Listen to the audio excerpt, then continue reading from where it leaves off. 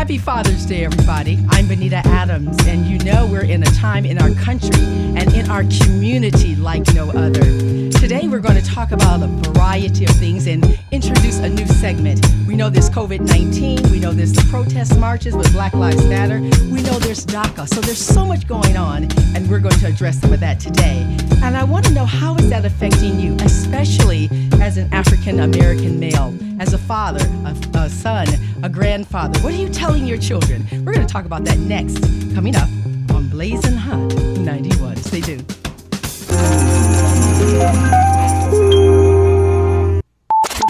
It's Hampton Roads Voices on Hot 91. Welcome, everybody. I'm Benita Adams, the host and producer of this show, Hampton Roads Voices. And as I said, happy Father's Day to all the grandpas and papas and all the names that you give the man, the special man in your life. And it may not be a biological connection, but it's a spiritual connection. It's the heart-to-heart connection. And we know it's so important. So in the midst of what we're going to do today, I'm going to ask you to call in with some remembrances of your father, especially as a Black man, an African-American male. What are you telling your children? How is it in the day and the time in which we live? So give us a call at 757-823-9110. That's 757-823-9110. We definitely want to hear from you.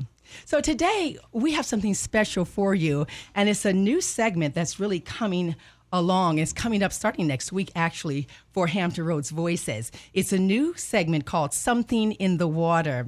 And today I want to introduce to you our co-host, Dr. Eric Claville. He's going to be with us all this hour, and then next week he and I will be co-hosts of this particular show. So let's go ahead and get started. Eric, thank you for being here today. Thank you so much. I'm so glad to be here. I'm so excited that we're starting this new segment because especially with all the things that are going on, especially in our community, we need to know how to fare. We need to know how to live, work, and play in these environments. So I'm going to start off so our listeners know something about you. Tell us something about yourself, please. Sure. So, again, this is a new commentary that we have coming to you, and it's actually State of the Water. It is a look at public policy and laws affecting our area here, not just in Hampton Roads and the Commonwealth of Virginia, but really across the country.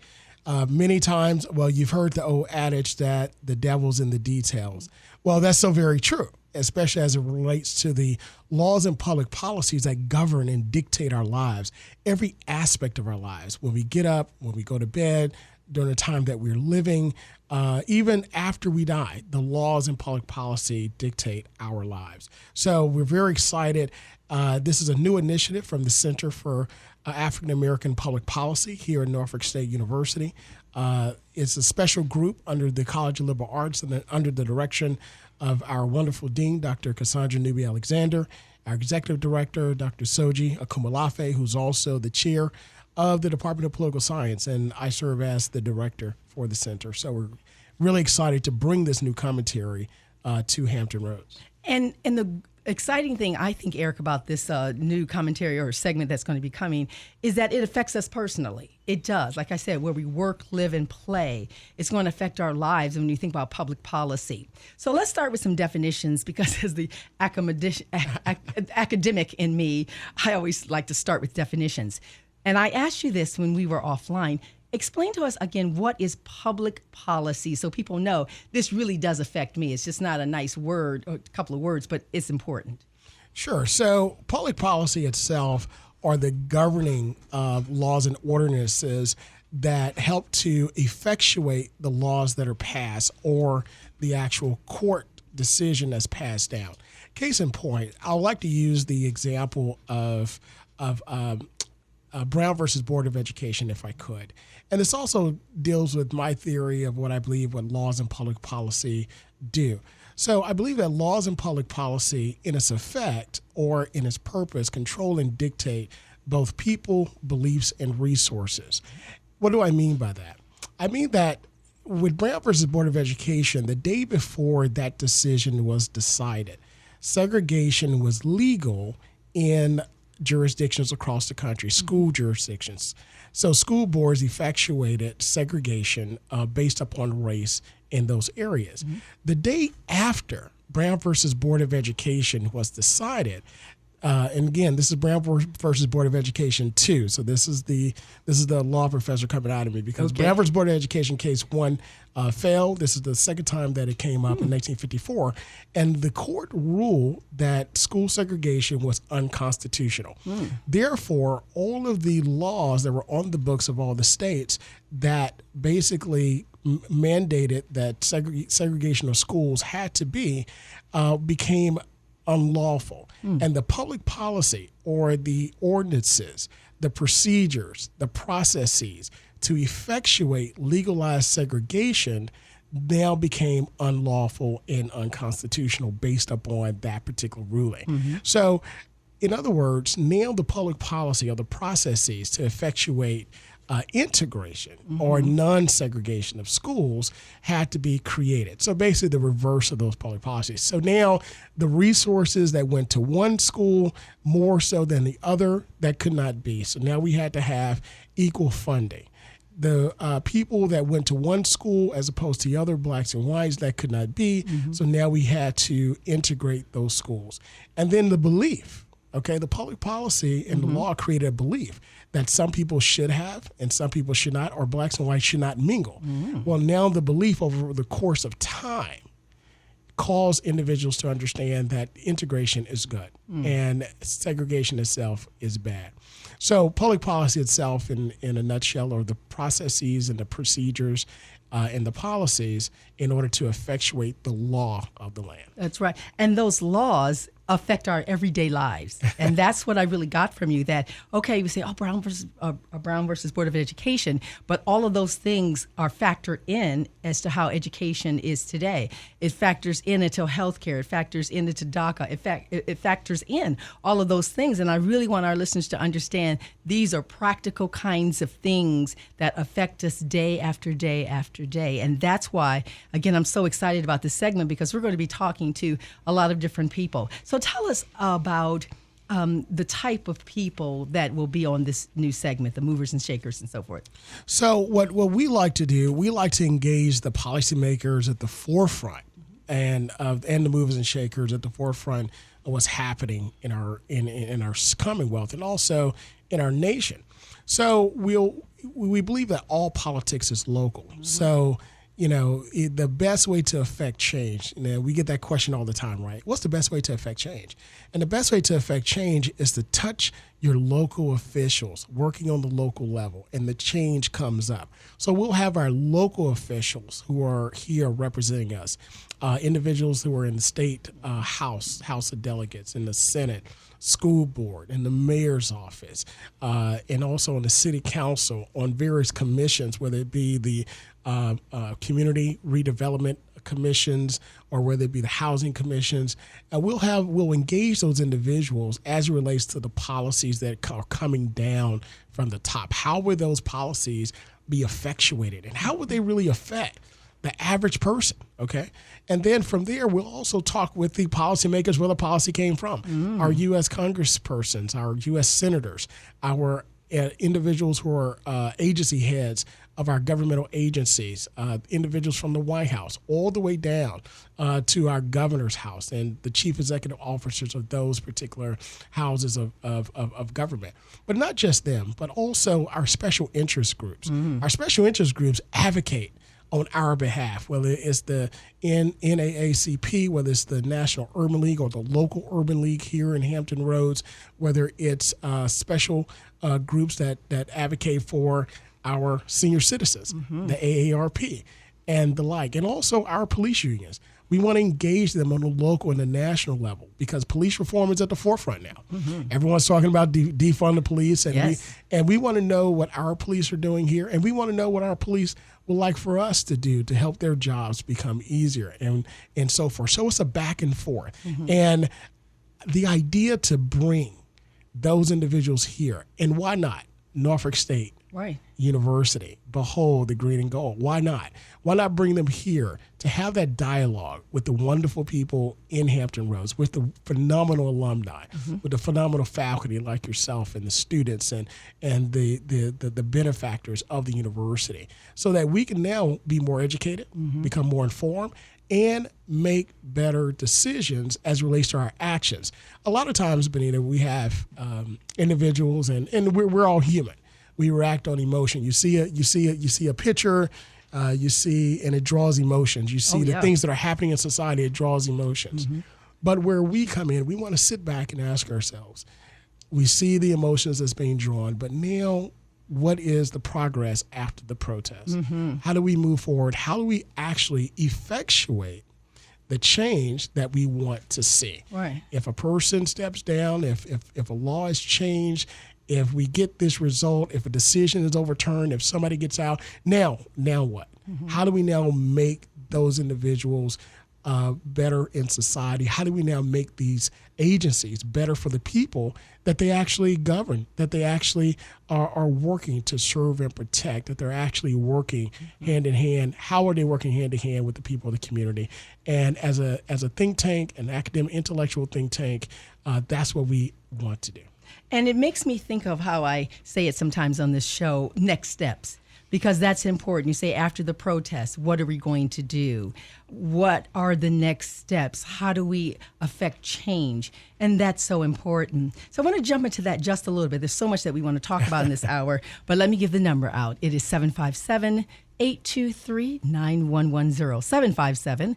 757-823-9110 is the number to call. We know it's Father's Day. Men, call in. We want to see how you are faring. If you are out there protesting, what are the next steps for you? And as an African-American man or a person of color, what are you telling your kids these days in the midst of everything that's going on? Give us a call. 757-823-9110 is the number to call. All right, so we talk about policy. Let's jump into talking about Black Lives Matter and so forth, because that is where we are. We're also COVID-19 and so forth. But let's talk about that. What happens after the protest? Well, I think it's important to understand where we are right now. Okay. So if I could, I want to just take one step back before we take that next step forward to look at the history and also to look at what's going on currently. Black Lives Matter is more than just protests, is more than just individuals wearing T-shirts and throwing fists in the air and so forth. But Black Lives Matter is currently what I call the revolution of truth movement. Right now, we're seeing a backlash and a pulling off of the scab of the lies of colonialism that basically used and utilized black bodies for their gain and conquest. And we're finding that through the history, those individuals that misuse those black bodies for profit, that misuse those black bodies for what we call filthy lucre or gain, and covered that history up. We're finding now that we're uncovering that history and we're coming face to face with it. Absolutely. So now we ask ourselves, what do we do with that truth? We understand that also here at Norfolk State University, we were able to host a phenomenal Making of America conference for the 400-year commemoration of the arrival of the first Africans. Again, a conference that was created by our dean, Dr. Cassandra Newby-Alexander, in conjunction with our husband, Dr. William Alexander, and we actually worked on that project together across some years and served on those commissions to bring to light, bringing scholars and individuals with expertise here at Norfolk State University in order to talk about what I call the hidden truths, in order to give the complete story of America. We're finding that there were individuals that were not given credit, and even those individuals who were given credit, but not all of their credit, right? So there's our story as Africans here in America and as African Americans. It's not just one of pain and struggle, but it's one of heroism. It's one of patriotism. When we talk about kneeling during the time of protests against police brutality and the misuses and the injustices in society. It's not against the flag, but it's to make our country a better country, to make it more inclusive. Because when Black lives do matter, then we know that all lives will then matter. And that's what that movement is about. It's about uncovering the truth of that. I have a colleague, Dr. Joel Freeman, whose life work is in Black, African American and African history. And he's just co-authored a new curriculum, K through 12, called 365 Black History. And we're going to have him on the show. Oh, excellent. And it's a phenomenal piece that he has dedicated his life to, and others working with him in order to uncover those truths. So every day, is Black history, and Black history is truly American history. It is. So this particular movement now is to learn more. So what is the next step? Progress after the protest. The first step is education. The first step is education. We have to first educate ourselves and the greater white community as well about the contributions of Black people in the country. Because I believe that when you look at the contributions of Black people in our country and also across the world, but when you look at those contributions, you start to look at them in a different eye, right? You start to look at them in a different vein as contributors to the cause and the country, as opposed to the cancer of the country. And we understand that the cancer itself is racism and discrimination. In other words, Xing someone out or not looking at them as being valued as others are being valued. So the first start is education. And once we educate ourselves and understand about the contributions of the Black peoples of our nation, we also have to look ourselves in the mirror and come to a reckoning of the atrocities that were perpetrated upon our people as well, at the hands and for the gain of what we call white privilege. And there's more discussion now being talked about with white privilege. And I think that's very important, and not just by African Americans, but by white people. Right. And I think that's very important because now you understand that nobody pulls themselves up by their bootstraps, right?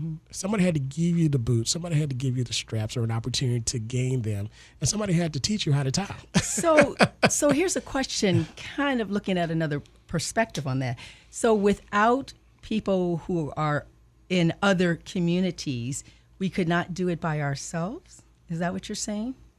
I'm saying when we have what we call democracy in the United States, and this is our country. This is our country. We built it. Yes, we helped to build it. We take ownership of it, and we are as much contributors to it as anyone else. But when you look at the government of democracy, or the style of government of democracy, it's the most tenuous type of form of government in the world. The reason why it's the most tenuous type of form of government in the world that's ever been tried is because you have so many different factions, so many different special groups that are coming together in order to come under one umbrella and to say that we're going to work toward this one goal. So all of the campaigning, all of the special interest groups, all of the campaign promises here and there, all to come elect one person in order to lead a collective group toward one goal. So I'm not saying that we can't do anything by ourselves. Any group can.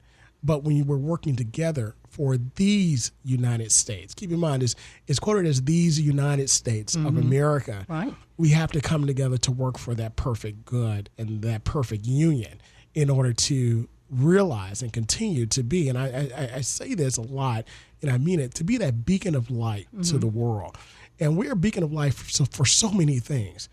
Because we have the right and the freedoms that we fought for to protest, for speech and the like. Now, of course, there are laws that are limiting that, and there's an interpretation of that, but I'm not going to get into the weeds of those freedoms.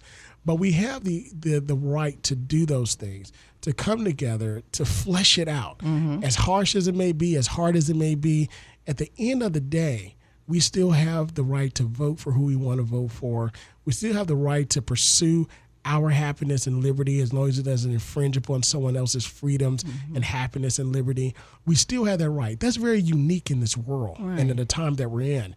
And we're the beacon of light to the world for so many things, for our freedoms, for our economic prowess, for our giving, for our philanthropy, for our kindness toward other issues in the world and other nations. Now, of course, we're not perfect. We're not perfect as a nation at all, but we're the beacon of light for that. And if that light goes out, which is why it's so important that we fight for it, if that light goes out, then what light will the world have?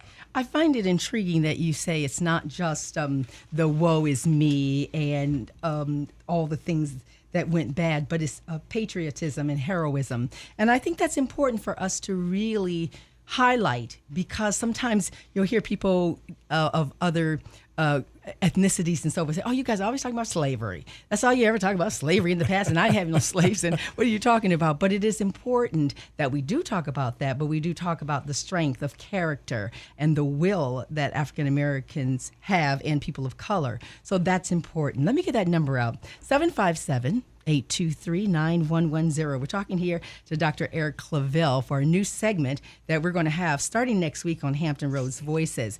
And I'm asking you, especially on this Father's Day, men, call in. I want to know what's going on with you in terms of how you're teaching your children in the midst of the Black Lives Matters, in the midst of the protests that are going on, in the midst of COVID. We can't forget about that because it's still out there. 757-823-9110 is the number to call. So that part is important to me, that we really highlight that. And we talk about education. Those are the parts and pieces, I think, that we educate, especially our children, because the narrative should be, yes, this happened, but look how we overcame those kinds of things. You're exactly right. As a matter of fact, I want to go back to your last comment where some people say, oh, you're always talking about slavery. It's important to talk about how low you have been in order to understand and appreciate how far you've come. Mm-hmm. I'm a PK, so I'm gonna use something, and this is a Sunday, so I am too. So look, I'm gonna use this. I didn't know you were. I am a PK also. Wow.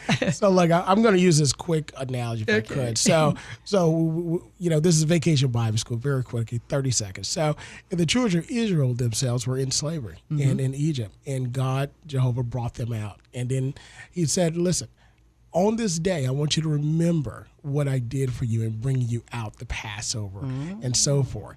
And we have different holidays. We have different, not so much holidays, but we have different segments where we remember atrocities upon certain individuals, whether it be the Holocaust or whether it be the Passover coming out of Egypt. So if God, Jehovah, told His people it's good for you to remember this, then why not as good for us to remember it as well? Absolutely. So now we come out of this. But again, in order for someone to be enslaved, you had to have someone that enslaved them. And when you look at that and you look at the atrocities of slavery itself and the meanness of it, the meanness of human beings upon one set of human beings, it's really shameful. Wow. It's really shameful and harmful. And when we talked about progress, the next steps and progress after the protest, first is education. Second is a reckoning, looking in the mirror of the atrocities and the meanness from one human being to another.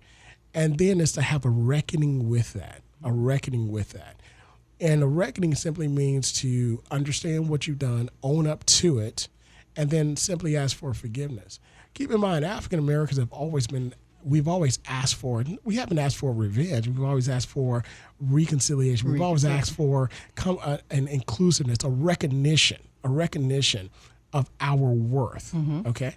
And so that, again, our country can be better for it.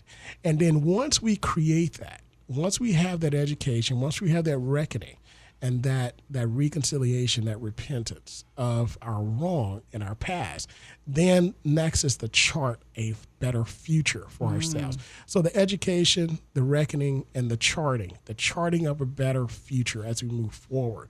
And in doing that, we want to chart a future that's beneficial for all. Of course, with democracy, we're wedded together with capitalism. And if the wheels of capitalism stop turning, then our democracy will tend to become dismantled, or any form of government will tend to become dismantled when you take away the economic arms of their country and the wheels from turning. So we've seen that throughout history. I'm not going to go through whether it be the Greeks, the Romans, the Egyptians, or even the UK. In the time of that they actually suffered a stopping of their or halting or limiting of their economy. But in America, what we want to do is ensure that everyone has the opportunity. Now, that's different from everyone having the same. Okay. Explain that. When individuals have the opportunity, you've heard the old adage, you can bring a horse to water, but you can't make it drink, right? So if everyone has an opportunity to drink from the brook, it's up to you in order to take advantage of that. And then for those individuals that don't take advantage of it, there's then got to be an opportunity for them to reconsider, right?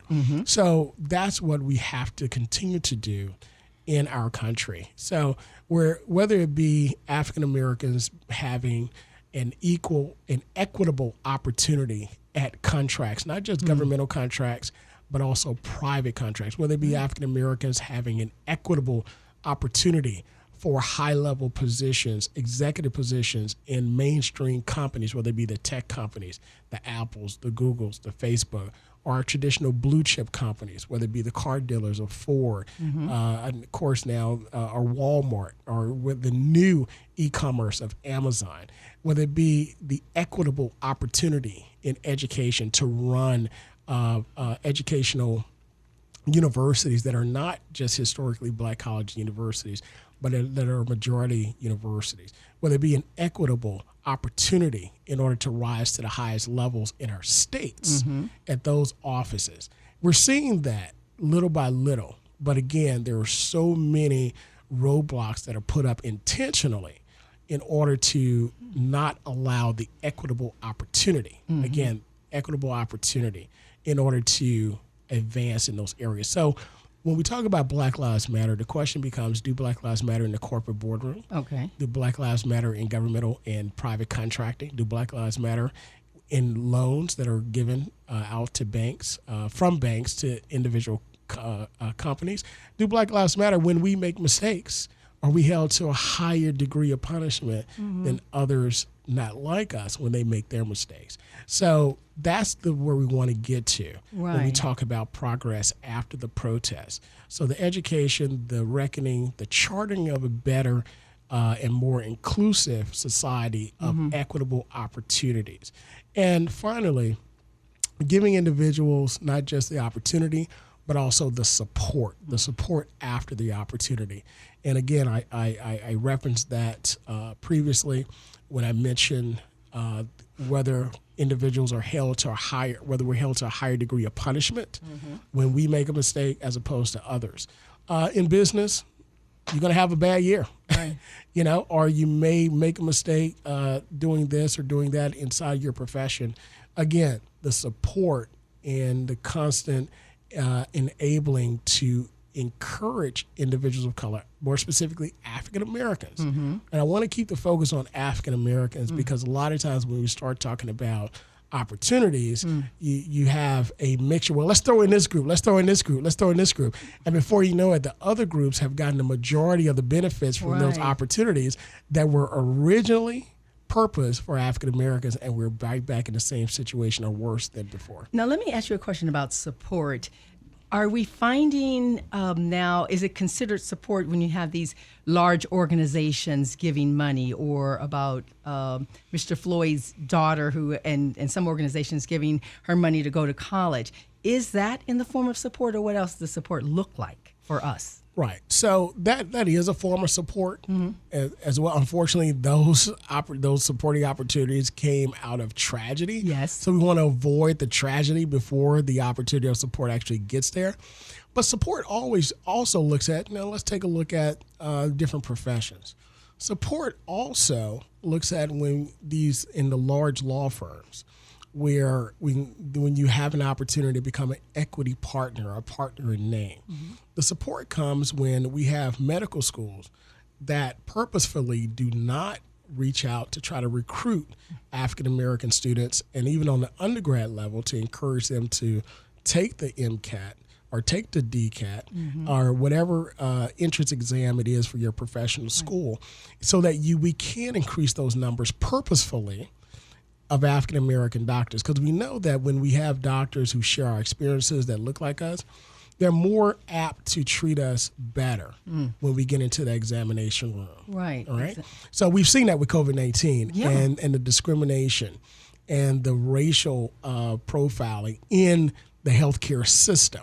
So support comes in from education and making sure that those individual African Americans have an equitable opportunity to succeed at the higher levels, because we know that when we do so, African Americans will come into professions traditionally not allotted to us, professions traditionally reserved for the elite class or the elite white class of our country, and also memberships in organizations that were also purposefully close to us, right? Exactly. So that's what support looks like, and then also support looks like, hey, if you do make a mistake, all right, are we going to bring the law down on you like a ton of bricks, or are we going to work with you and try to find out if there is a way we can make things better for you?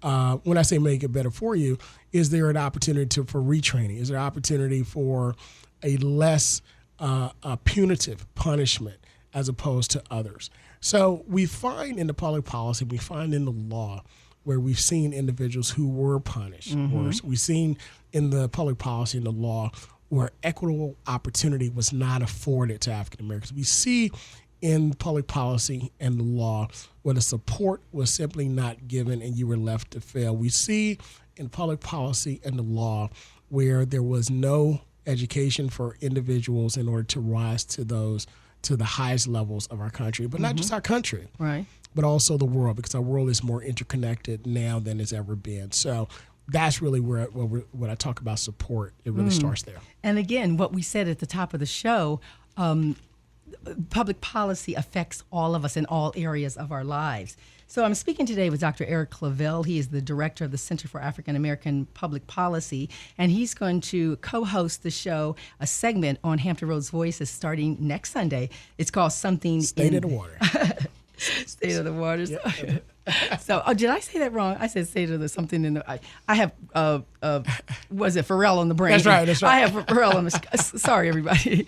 And so it is important. So give us a call. Let us know what you see, what you think that support looks like. Was this financially, educationally, and let us know, especially because it's Father's Day. Fathers, I want you to call in and say, how are you teaching your children? What type of conversations are you having? The number is 757-823-9110, 757-823-9110. This is Hampton Roads Voices on Blazing Hot 91. All right, so we've looked at that, and we say, okay, it should look like this, it should look like that. But how do we keep that going? We do know, I was talking to my oldest daughter, and I was just saying, eventually schools will start and kids have to go back to school, and if you get your job back, you have to go. I mean, life is going to keep going on, and COVID, we won't be thinking about it as much. How do we keep this going, the progress after the protest? So one way to do that's a very good question, because a lot of times we have these incidents that happen. Yep. We get a blow up, we get anger. We do. But then the old playbook comes out, It right? does. So let's use the South Carolina massacre for an example, where that terrorist came into our church, and he was invited in to have Bible study there with us, and then from there after service he murdered all of those people in the church, right? Right, exactly. And one aspect of that case, which is very interesting, is that he was taken without incident. Okay, he was not injured, and what ended up happening is that he said he was hungry, so they ended up taking him to get something to eat afterwards. So, but then it was anger. It was anger that was there, and what happened was that anger was tampered down because our quote unquote leaders were able to bring factions together. Okay, we're going to continue with that train of thought, but I have a listener on the line. Can you turn your radio down just a little bit, please, and tell us your name and where you're calling from? Hi, I'm Dr. Kamalafe from North University. How you doing? I am doing great. How are you, sir? I'm fine, thank you. Okay. What would you like to say to our listeners today, please? Actually, I just want to give a shout out to both Benita and Eric, and I have a comment on the Center for African American Public Policy. Yes, sir. I just want to share with your public, Dr. Kumalafe, I apologize. I pressed the wrong button. Can you please give us a call back? Hello, you are live on the air. What is your name, please, and where are you calling from? I'm Tony, the one and only Irene Bankhead's oldest child, calling from Virginia Beach, Virginia. Yes, sir. What is your question or comment, please? My comment is that the situations we find ourselves in, is there some avenues of reprisals when those individuals who are falsely accused or falsely treated? Okay, so is there a reprisal? Eric, I'm going to throw that question to you. Thank you so much for calling. No problem. Sure. Caller, thank you so much for listening to Blazing Hot 91.1, supporting Norfolk State University. Your question regarding being wrongfully accused, and is there any reprise for that or any recourse?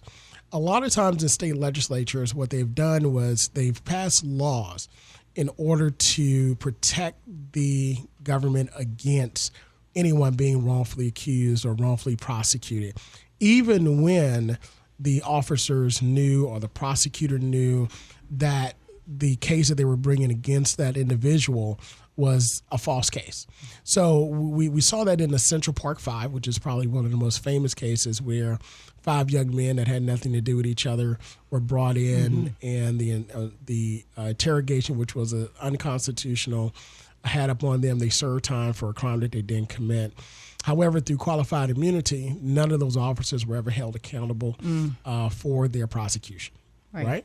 So now some states have passed legislation in order to give those individuals monetary recourse for their wrongful convictions. And some states have a formula, some states max it at a certain amount. So it depends upon your jurisdiction, your state or commonwealth. But to your point, there's a big discussion about qualified immunity of actors that are acting under the color of law, which is the legal term for acting in your proper duty when you are a governmental official. So it shields you from any type of civil prosecution, and sometimes criminal prosecution, but civil negligence. And I said prosecution, but that's an incorrect term when you talk about civil cases. Civil negligence or liability as it relates to those particular instances. So that's one thing that we can talk about, that we need to raise, that we need to talk with our legislators about in addressing that and coming to an even balance, because there are individuals who are wrongfully accused. There are individuals that are wrongfully prosecuted. Those are individuals that are wrongfully serving time for crimes that they didn't commit. And we're seeing a lot, especially with the Innocence Project, DNA clearing a lot of people and the like. So that's a very good issue. That's a very good issue to bring up. Thank you so much, caller. Oh, and that makes so much sense. And again, with our new segment that starts next week, you are co-hosting and I'm co-hosting. And those are some of the issues we're going to talk about. Things that affect us personally, things that affect us financially, in the healthcare realm, educationally. All of those things are important topics that we're going to discuss. And we'll have movers and shakers. We'll make sure it's local information, but on a national scale as well. And so we start that next week. It will be from 1:30 until 2 o'clock. Hampton Roads Voices will be 1 o'clock to 1:30. And then our next segment will be 1:30 to 2 o'clock. And it's so important. And again, it is still a call-in show because we really want to hear your voices. We want to hear what's going on with you. So let me give you the number again, 757-823-9110, 757-823-9110. Give us a call. What are you thinking about on this Father's Day? How are you talking to your children? How are you faring these days with everything that's going on? Have you been a part of the protest locally or nationally? 757-823-9110. So Eric, of course, we're speaking to Dr. Eric Claville here, Director of Center for African American Public Policy. We have a caller on the line. Caller, let me go ahead and take that call. Caller, you are live on the air. What is your name, please, and where are you calling from? Hey, this is Dr. Kumalafe again. I know you did not intend to hang up on me. I did not, sir. Please forgive me. Go ahead, please. Yes, thank you. I said that, number one, I was going to give a shout-out to both Benita and Eric, Dr. Claville. And I just want to share with your audience, some of the things that, we do at the Center for African American Public Policy and why it is so relevant to what we're witnessing today, especially in terms of politics. Yes, please go ahead. Yes, sir. Yes. So, am I on air? Yes, you are, sir. You're live. Thank you very much. Hi, guys. Hello. Just want to give a shout out, Miss Adams. Thank you very much for this program, and I listen to you in as much as I can. Oh, wonderful! And my goodness, you're so great on air. Thank you. To Eric, my very good friend, we're so fortunate at the Center for African American Public Policy to have you. Anybody who knows Eric knows that he's such a class act. He's a very hardworking guy, and I'm saying this because he too knows that that's very true. Now, having said that, I have a very quick comment. It's not a question. Mm-hmm. There's no doubt about it that we're living in very trying times. Yes. After all, we're supposed to be, what the best example of democracy should be to the rest of the world. And I still believe that we are. But then, democracy, it's a game, and I say a game of popular sovereignty, in which case it's a government of the people, for the people, by the people. If some people are left out, as President Obama said, if we have a problem with some people, then we have a problem with everybody. The Center for African American Public Policy, what we do is that we want to guarantee that everybody has a seat at the table. We have a social contract that is broken, there's no doubt about it. But we are all guilty for as long as we do not play our part. Please, it's not just about voting. It's also about being concerned about public policy. To vote is the least that you can do in a democracy. There is a zillion other things that you need to do if you have to guarantee that seat at the table. It's not only getting to the table, it's also securing your seat. So please, for goodness sake, for all your listeners who are there listening to this is an appeal. It takes the whole people to make a democracy work. There is no democracy if there is no popular sovereignty. If there is no popular participation, it is a pseudo-democracy. That's my comment. And again, I want to close by saying, Eric, thank you so much for such a great work. And Ms. Adams, I hope to see you again very soon. Thank you guys for taking my call. Thank you so much. We appreciate that. Oh, wow. That was a lot, Eric. That was a lot. But I particularly love when he said having a seat at the table. We hear that term. I even heard some people say sometimes it has to be your own table. You just got to make the table yourself and put people around it that you know are important. But he was saying being concerned. We were talking about the progress after the protest. And so being concerned and voting. But he's saying that's just one aspect of it. Remember, I said, what does progress look like? What do these aspects look like? And so I think that is so important. And he obviously, again, mentioned if some people are left out, we should be concerned. We should be concerned about that. What do you think? What do you think in terms of the table concept and about some people being left out? Could you make comments on that, please? Oh, no, he's exactly right. And that's Dr. Kumalafe, as I mentioned earlier, who's our executive director, who leads our research arm of the Center for African American Public Policy here. And we lead it, the research and the policy through a diverse group of scholars and fellows to provide that scholarly, evidence-based, data-driven research. Also public forums, symposiums to address and provide those issues, those solutions to issues that we face today. And just to kind of give you a glimpse of how important public policy is, in 2019, Congress passed over 275 bills. Wow. Right?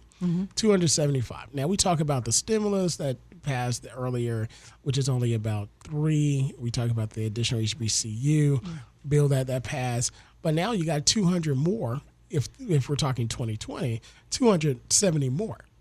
What was in those 270 more bills? All right? And what was actually in that stimulus bill? Why were companies that were basically multi-billion dollar companies able to get in front of companies that are mom and pop shops when they ran out of money? That's right. Right. And they're struggling to stay open, and some have closed. So the devil is in the details, as I stated earlier. And to your point, the adage is, if you're not at the table, more than likely you're on the menu, right? Oh, So, love it. So you have to be seen in order to be heard. And if you're a presence that's there, then it takes a little extra effort in order to do bad against you or to cut you out of the to take your piece of the pie, as we like to utilize. And public policy itself, early in my career in politics, and I was very fortunate as a 19, 20, 21-year-old to be the lone legislative assistant for a newly elected city councilwoman who became the first mayor pro tem of our state. I mean, of our city, which was the capital city of our state. And she's recently passed away of cancer. So I want to definitely acknowledge her, Lori Burgess, who gave me an opportunity. And I was able to run a downtown and district office and learn what it was like to work with civic groups and organizations, special interest groups, city meetings, council meetings. But she also made me sit in what's called the Capital Improvements Committee. And nobody really showed up for that meeting except the business arm, the architectures, the general contractors, and so forth, and the law firms and the engineering firms. And she wanted me to sit there and learn that process. And you learn that millions of dollars are given out every single month to the same organizations, the same law firms, or those bonding issues, the same engineering firms, the same general contracting firms, and so forth. So it's one thing to talk about social justice, which is very important, but economic justice, economic equity is just as important. That was one thing that Booker T. Washington really pushed in his philosophy, economic justice. That's right. Now, from that, also, I was able to work in the state legislature as well, and that's something that you find where sausage is made, right? Exactly. Thank you for that reference to Hamilton. Right. So sausage is made, and when you see sausage being made, and of course, I know that we're in Hampton Roads, we're close to North Carolina, so I know we have a very good references to a lot of pork production. So we know how sausage is made. Yes, we do. It's a very, very ugly process, but it tastes so good after you eat it, right? So after it's done. And that's what public policy is, making the laws in order, going through, fleshing out the tough issues, going and working with opposite factions and special interest groups in order to come together to create that piece of public policy that's going to work and dictate our lives from beginning to end. And that's what we're here for at the Center for African American Public Policy at Norfolk State University. And that is so important. Again, Dr. Eric Claville, and we're talking today on how things have changed. And we know it's Father's Day, and we want you to give us a call, 757-823-9110. What conversations are you having with your children? What's going on in terms of you moving, living, working in this community? 757-823-9110. Now, Eric, we don't have a lot of time left, but as an African-American male, I definitely want to talk about that just a little bit. And also as the question I've asked our listeners in terms of your father, and what are you telling your kids? So how do you see things in terms of an African-American male? Well, first of all, happy Father's Day to all the fathers out there. No matter who you are, where you are, it's great to be a father. Also, we find in this time period that Black fathers matter. They do matter. Right? Thank you for that. Black fathers do matter. They not just matter to their sons, but they also matter to their daughters, and they matter to their wives and to the mothers of those wonderful children. So this gives us a lot of time to sit back and do a lot of reflection into our lives and what value we bring and how we are valuing that and how we're not valuing that. And I like to, I thank God for my wife and also our two boys. And I tell you, being a father is the best thing in the world. Because you see yourself and your children all the time, right? Oh, yes, you do. And if you're out there listening, your parents tell you, well, you're going to get it all back, right? You do get it all back. I know you do. But again, going back to my PK roots, we glean and learn from my Heavenly Father, right? Who is the perfect Father. So we try to emulate those things, that kindness, that long suffering, that care, that mercy, that grace that he gives us also to our children. Right. You know, my father gave it to us. My father, Wilford Claville Jr., and you know, he was a phenomenal man where he raised, I'm in the middle of 7 children. Wow. And our mother, unfortunately, passed away when I was in high school of cancer, and he raised us, you know, and we were able to have you know, sometimes you only get one great mother, but we were able to get an additional mother. And they've been married for over 25, almost 30 years now. And so we've really had a phenomenal upbringing, the principles that he taught us. And we pass them on to our sons. My brother passed them on to his sons, the twins, the identical twins, and also to our sisters, to their children, and so forth. So it's great being a father, but on this Father's Day, especially with Black Lives Matter movement, it's a time for us to understand that Black fathers do matter. I was listening this morning to a minister in the area, and they were talking so much about, he was talking so much about his son, and he was saying some of the attributes and qualities that his son has and demonstrates, and his son is also a pastor. He says, I don't remember teaching him those things. And he asked his son, and his son said, I caught those from you. I watched you. I looked at you, and I'm emulating those kinds of things. And so that's important. We may not verbally say, do it this way, don't do it that way, but our lives dictate what that narrative is going to be. Our lives say, do it this way, don't do that way, how we respond, and so forth. You know, it's funny you mention that because I was doing something and my wife said, you know your boys, they hear what you say, but they're going to do what they see. That's right. You know, and that's what all of us, you know, we tend to emulate the people that we esteem highest in our lives. Yes. Whether it be the entertainers, we want to dance just like them, right. Sing just like them, dress just like them, or whether it be, you know, in our careers, there's someone that you esteem in your career. And you want to lecture, or you want to be just like them in the way that you're operating in your profession. So it's the same way.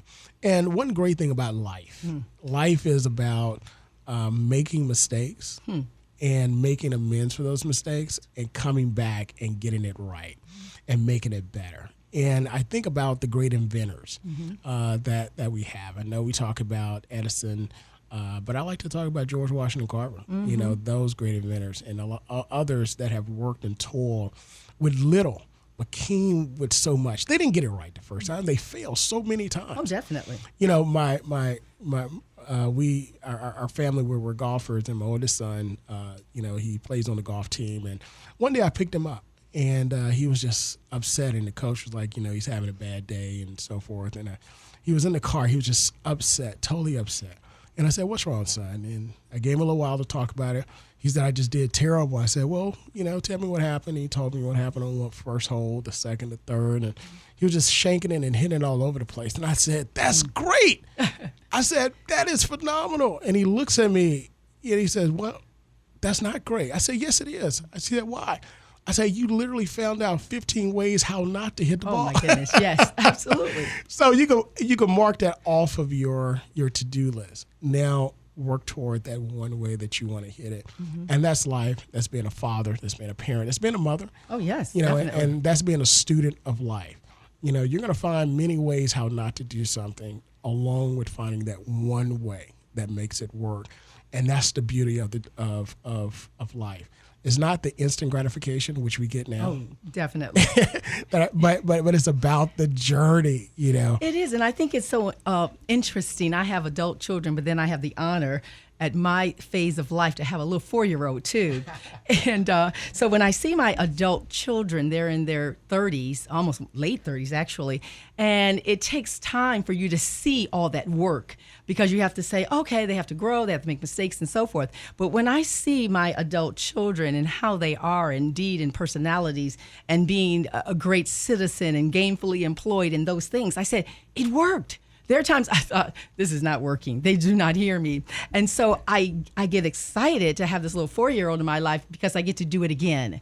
I get a chance to say, oh, yeah, I did it that way. But now I know more. I have more experience. I have made many mistakes, and now I get a chance to do it again. And so that's the exciting thing, I think, about our generations and our families and people, even if they're not not so much associated with us, but related to us. I think that's important. So That's great. We only have a couple of minutes left, so tell us how you would encourage that Black father or that uncle or grandfather. What kinds of things would you say to him today in the midst of everything that's going on? I would say take time to reconnect. I like that. With the young people and also those that were close to you. One thing that COVID-19 and the shutdown did, I saw, it allowed a lot of us to really sit back and look at what was important in life. Yes. And we found out that a lot of things we were doing weren't important. Not at all. And we also looked in that closet and said, I really need to clean this out. Like, oh my goodness, right, exactly. So just like that closet and just like we gave us an opportunity to reflect during COVID-19 and the lockdown, we want to take an opportunity, and my words of wisdom would be to take an opportunity, reconnect with those that are most special to you, and also connect with those that are younger. And just impart your wisdom, impart your words, impart your stories upon them. Right. And you never know which story, which word of encouragement will cause them to say, you know what, I can do it. I can do it. Children are the greatest vessel that we have, because once you input something in them, it goes into their heart and it starts to germinate and it starts to grow. It does. And that desire takes a hold of them. And they start to think about how they can make it happen. If you talk about individuals that, I remember watching a segment about Mae Jemison, the first African-American female, the first female astronaut in space. And she, as a young girl, she said, I wanted to go. She was enamored with space. She wanted to go. Working all the way through. She just didn't go from college and go straight to space, but she had to go through some obstacles. But she still kept that one seed that was in her heart. And it germinated until she got to outer space. So you're using that as an example. We just never know where it's going to steer them. And we also never know where a word of discouragement will take individuals. We've had so many dream snatchers. Oh wow! Yes. In our lives. Naysayers. Yes. Yeah, yes. of course. And everyone. And I found in my time of being a agitator that everyone is in position to be at the mic. Everyone can't go to the door and knock on the door or quote unquote take it to the man. Everybody can't do that. Right. So everyone can't take a harsh word. Everyone can't take that rough, get up and dust yourself off. Some people need to be pulled to the side. Some people need to be patted on the back. Some people just need to be given a time just to let those emotions out. So learning how to deliver that message to individuals, but just deliver it. And you never know what the next generation we will do. And during this time of Black Lives Matter and the protests, I'm so taken and encouraged with the young people and what they're doing. So I'm excited about the generation we have. I'm excited about State of the Water. Yes. I'm excited about Hampton Roads Voices. And I'm excited about Norfolk State University. Behold the green and gold. Absolutely. And this, of course, has been Dr. Eric Claville. And we're talking about this great segment that we're going to have starting next week at 1:30. So very important that you are with us. We know there's a lot of things going on, but as we said, we're in this together. We asked you, what are you telling your children and men on this Father's Day? We know that you have a great responsibility, and we applaud you for being there. We applaud you for taking up the mantle and having the challenge of raising up young people, whether they're related to you or not. So we thank you so much. Don't forget, our new segment starts next Sunday at 1:30 to 2 o'clock. And I will be with you, and we'll see you next time. Again, happy Father's Day.